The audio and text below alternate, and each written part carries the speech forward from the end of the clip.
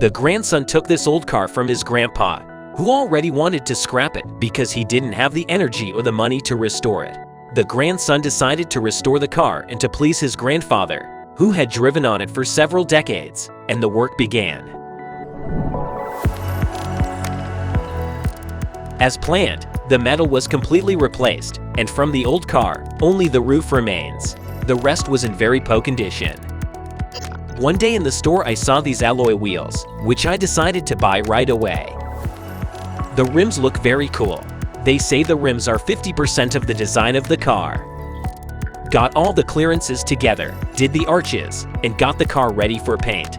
Worked on the arches for a long hard time. I spoiled a lot of iron and finally got what I wanted. The clearances are a separate topic. On a Volga car, it's almost impossible. With great effort I made nice clearances on the hood, trunk, and fenders, but the huge gaps on the side of the doors it was impossible to remove. Solved the problem by adding more metal. The front door was closer to the front fender and the back door to the rear fender. In the middle, a huge gap was removed by extending part of the doors. After finished the body work, it was time to paint the body. It turned out great. The color choice was a long one. There were also a lot of options for interior design. The standard trims didn't fit. Accidentally stumbled across a deluxe interior. From the looks of it, will fit. Finally came the long-awaited package, an engine from a BMW X5. To be honest, I was looking for this engine for a very long time. We will disassemble and replace all gaskets and necessary consumables. There is no place for chrome pots in this design. That's why it was necessary to paint all details in matte black, and the handles and mirrors in the color of the rims. But before I did that, to take that chrome or nickel off the pots, I bought a few cans of iron chloride and started etching. I etched it several times and spent a lot of money and time. Bottom line, the old pots went bad in the week and the chrome never came off. I had to find and buy a set of new handles and chrome pots, painted by sanding and applying a base of special Prima 4 chrome. I ordered 8-piston 405mm brakes.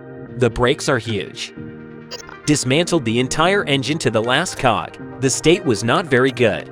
Although pistons, camshafts, crankshaft, valves were without any damage. Replaced everything you need, put almost all the pots new.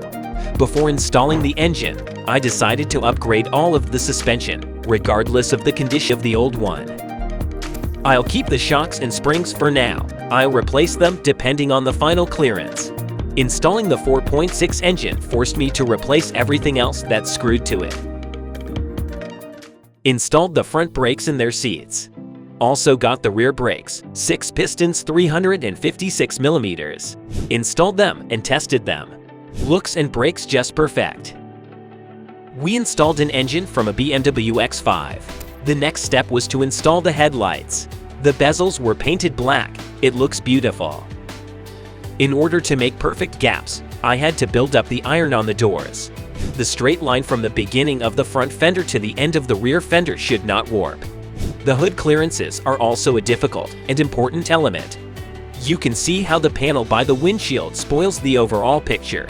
So we're going to redo it. We're going to make it out of fiberglass without any air vents. The gasket under the handle was cut off at the edges so it wouldn't stick out. The keyhole was removed. Accidentally found a seat from a Mercedes.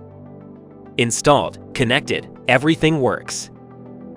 The interior design originally wanted to be more modest, but the appearance dictated other conditions. We started with the dashboard, finished with the paneling. Both the dashboard and the paneling were redone several times. Continuing to tighten interior. The process is long and difficult, but it's not bad. Wrapped in eco leather. Under the trim, a special material was put under the trim to remove bumps and make it softer. The dashboard is almost finished. The scale is up to 300 km/h. Completely redid the radiator grille. It came out beautiful and original. The exhaust pipe that was also a custom one. Sounded powerful and loud, but the plan was to make a completely new stainless steel one. We decided to turn down the volume a bit, so we added 2 resonators. The sound is bassy up to 1200 RPM. Then there's a pleasant murmur from the V8.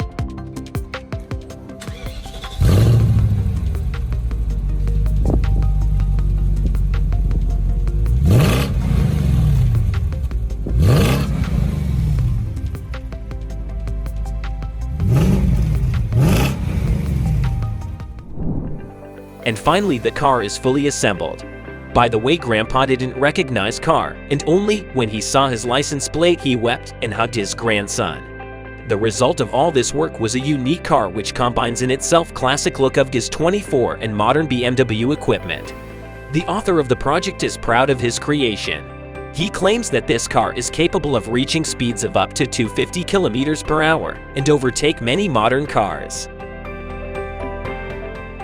What do you think about this car? Write a comment. If you like this video, please click the like button and subscribe to the channel.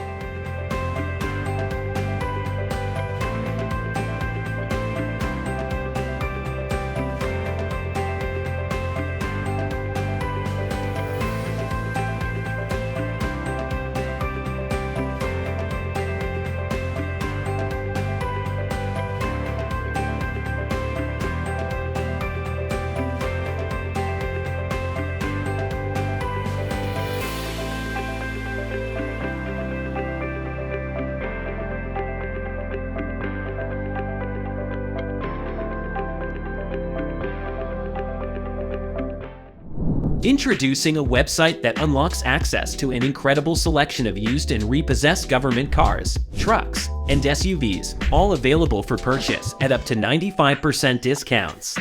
With over 4,000 government auction listings throughout the United States, this website is the perfect place to find your next vehicle.